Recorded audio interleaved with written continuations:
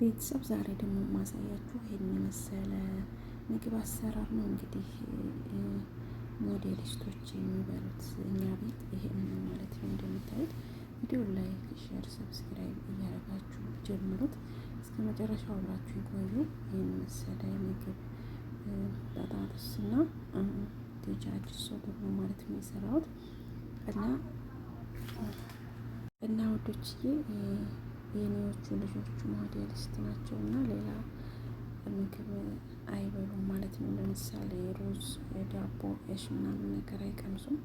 የሚበሉት ዶሮና አትክልት ነገር ብቻ ነው እና እንቁላል እና ስሪላንክ ፕሮቲን ነገር ነው የሚጠቀሙት እና ይህንን ድንቹንና ዶሮውን እንዴት አድርጌ እንዳዘጋጀሁት አሳያችኋለሁ።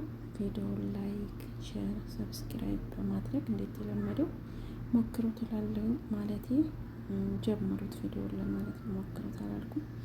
እና አንዳንዴ የሚገርመኝ ነገር አሁን 20 ሰው አይቶት ከሆነ ቪዲዮውን ላይክ ግን ያለው 10 ነው። ለምንድን?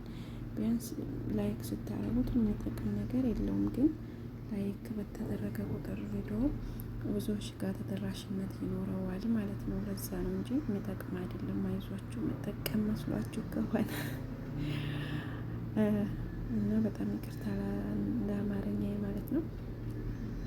አሁን ወደ አሰራሩ እንሄድና አሳያችኋለሁ። እንደምታዩት ጥብስ ነው የሚደረገው ዶሮውን በዚህ አይነት መልኩ ብዙ ቅመም አይደረግም፣ ዘይትም አንጨምርም ማለት ነው። ዘይትም አይበሉም፣ ምክንያቱም ረጅም እየሰሩ ስለሆነ ሞዴሊስት ናቸው። ምንም አይነት ዘይት አይጠቀሙም። ዘይትም ከተጠቀምን በካኋላ አይደለም እሱን እና ዶሮውን ስሰራ ደግሞ አንድ ማንኪያ ዘይት አድርጌ ድስቱ ብቻ እንዲያይዝብኝ ቀባ ቀባ ነው ማድረገው እንጂ ዘይት አይበሉም ማለት ነው። እና በምታዩት መልኩ የሚያምርና ቆንጆ ምግብ ሰርችላችኋለሁ። ይህንን በኦልባ አከፋፍሎ በሚዛን እየመዘኑ ነው ማለት ነው የሚያስቀምጡት እና መዝነው ፍሪጅ አስቀምጣሉ። በኦልባ አድርገው መብላት በፈለጉ ሰዓት ከዛ እያወጡ መብላት ነው ማለት ነው። እንደምታዩት ድንቹ ራሱ አሰራሩ አሳያችኋለሁ። ድንቹን አልጠውም ማለት ነው። ድንቹ ሳይላጥ በደንብ አጥብና እንትን እለዋለሁ ማለት ነው። እዚጋ በዘባዴ አንዳንዴ ነው ዘባዴ የሚጨምረው። ዘባዴ እና ጨው፣ ፍልፍል አስወድ እና ፓፕሪካ የቀዩን ይደረግና እንደዚህ በአንድ ለውሰዋለሁ ዶሮውን ማለት ነው። ብዙውን ጊዜ ዘባዴ አላረግም፣ ግን አንድ ቀን ብቻ ነው ያረኩት ማለት ነው። ዘባዴ ሲደረግ ብዙም እንትን አይላቸውም ማለት ነው። እና እንደዚህ በደንብ ከለወስኩኝ በኋላ እና ድንቹን ደግሞ ማለት ነው ድንቹ ሳይላጥ እንዳለ ብቻ ከትፌ ይቀቀላል ማለት ነው። በጣም ብስል እስኪል ሳይሆን 10 ደቂቃ ብቻ ገንፈል ታረቁት። አንዴ ብቻ ገንፈል እስኪል ነው የምጠብቀው።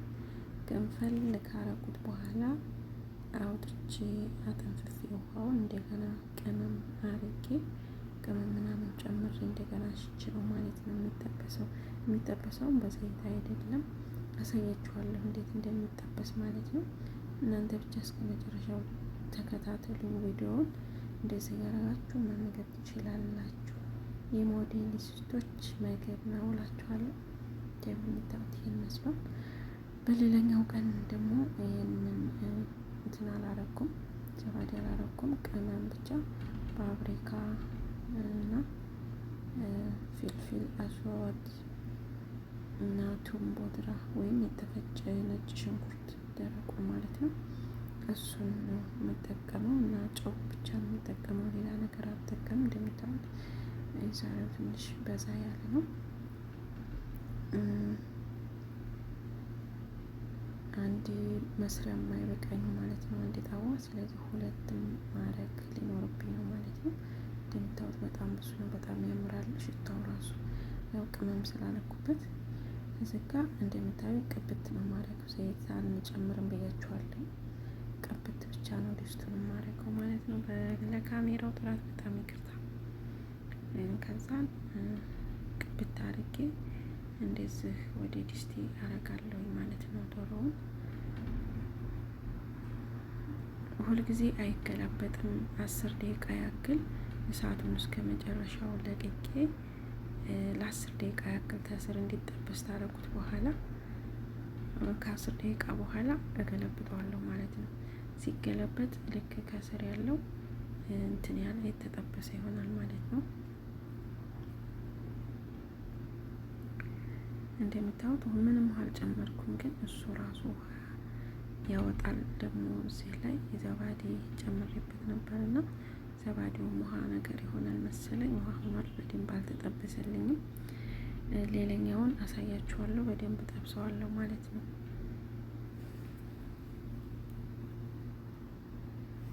እና ቪዲዮ በቅርበት በአንድ እጅ ይዤ በአንድ እጅ እየሰራሁኝ ስለሆነ ብዙ አይታይም ማለት ነው።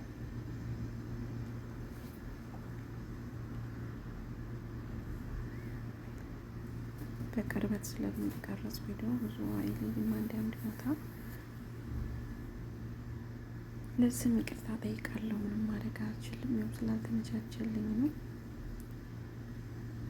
ማስቀመጫ ምናምን አልገዛ፣ ያው ታውቃላችሁ ችግር ነውና ግዴታ እንደዚሁ እየተቸጋገርኩ በእጄ እያያዝኩኝ መቅረጽ ይሻላል ብዬ እንደዚህ እያረኩኝ ማለት ነው። እና ውዶችዬ ቪዲዮውን እስከ መጨረሻው ተከታተሉ። ላይክ እና ቪዲዮውን ከወደዳችሁት ላይክ አድርጉት። ይጠቅማል ብላችሁ ካስባችሁ ደግሞ ሸር አድርጉት። እስከ መጨረሻው ተከታተሉ እላለሁ። ዘጋ ደግሞ ድንቹን ጥጄው ማለት ነው። እንደምታዩት ከትፌ ጥጄዋለሁ። አሁን ብዙ እንትን ማለት መቆየት የለበትም። ገንፈል ሲል አወጣዋለሁ ማለት ነው። እንደምታዩት በደንብ ተጠብሶልኛል። ከታች ይታያችኋል ብዬ ተስፋ አደርጋለሁ። ተጠብሷል። ስም አለ። ይሄኛው ደግሞ በጣም ስለበዛብኝ ያው በአንድ እቃ አልችል ሲለኝ በሁለት አቀናንሸው ነው። ድንችን እንግዲህ አውጥቼው አንዴ ገንፈል ካለ በኋላ አውጥቼው ይሄንን መስሏል። እንደምታዩት ውሃውን አጠንፍፌዋለሁ። ያምን ስጋ፣ ነጭ ሽንኩርት የተፈጨ ወይም ቶም ቦድራ፣ ፍልፍል እስወት እና ፓፕሪካ እና ጨው ነው የምጨምረው ማለት ነው። እሱን ጨምሬ እለውሰዋለሁ ማለት ነው። ድንቹ ነው በጣም ይቅርታ፣ በደንብ እየታያችሁ አይደለም። እንደምታዩት እንደዚህ ጨማምር ያለው ከዛ እለውሰዋለሁ ማለት ነው። በደንብ ሁሉም እንዲታረስ ምንም አይነት ዘይት አልጨምርም። ከዛ ገላ ሀዋያ አረጌ ስንት ደቂቃ መሰላችሁ ማረገው? 22 ደቂቃ አረገውና 11 ደቂቃ ሲደርስ አቆምና ዘይት በክበታለሁ። ሲወጣ እንግዲህ 22 ደቂቃ ቆይቶ ሲወጣ የሚመስላል። ዶሮም እንደምታዩት ሰርቼ ጨርሻለሁ። አይንን ይመስላል አዘጋጅቼ ጨርሻለሁ። አሁን ልጆቹ መጥተው በኦልባቸው እያከፋፈሉ እየመዘኑ ቀንሰው ሁሉንም አዘጋጅተው ፍሪጅ ይቀመጣል ማለት ነው።